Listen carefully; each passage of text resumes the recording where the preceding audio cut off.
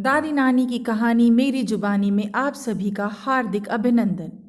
पिछले अंक में आप सभी ने देवव्रत के जन्म की कथा सुनी। आइए आगे की कथा की ओर चलते हैं। राजा शंतनु देवव्रत जैसे रूपवान और गुणवान पुत्र को प्राप्त कर अपने आप को अत्यंत भाग्यशाली अनुभव करने लगे। कुछ ही दिनों में बालक देवव्रत ने हस्तिनापुर की प्रजा का हृदय अपने स्वभाव से जीत लिया।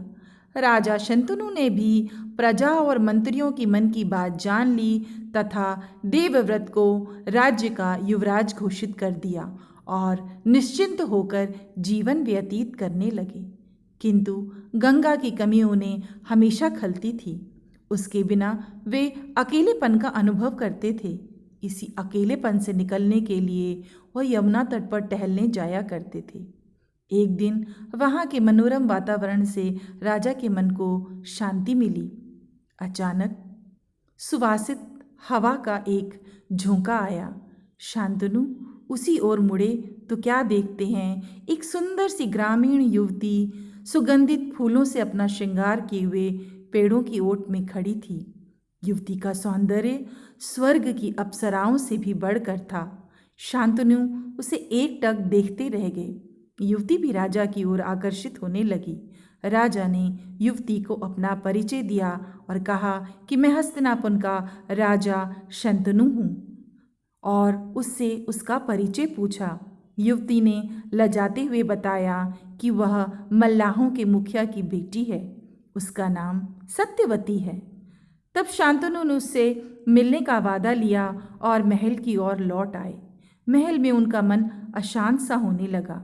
वह अगले दिन उससे मिलने के लिए यमुना तट पर पहुंच गए और युवती के सामने उन्होंने विवाह का प्रस्ताव रखा।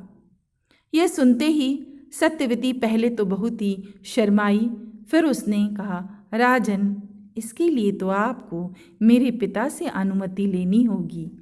शंतनु उसी पल सत्यवती के साथ उसके पिता से मिलने उसके घर तक गए।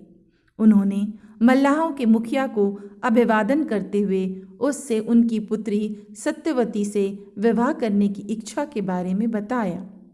सत्यवती के पिता बहुत ही चतुर थे।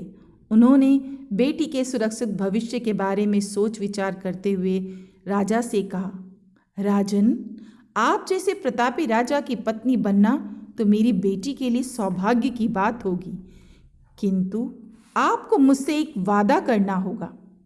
शांतनु बोले, कैसा वादा? तभी चालाक एवं अनुभवी मुखिया ने सधे हुए शब्दों में कहा, राजन, आपको वादा करना होगा कि हस्तिनापुर का भावी राजा मेरी पुत्री सत्यवती का पुत्र ही होगा। मुखिया की बात सुनकर शांतनु अवाक रह गए।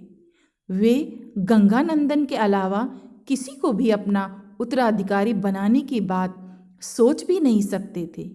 सो उदास मन से वापस लौट आए। धन्यवाद श्रोताओं। आगे की कथा जानने के लिए चैनल से जुड़े रहिए। सभी को सादर नमस्कार।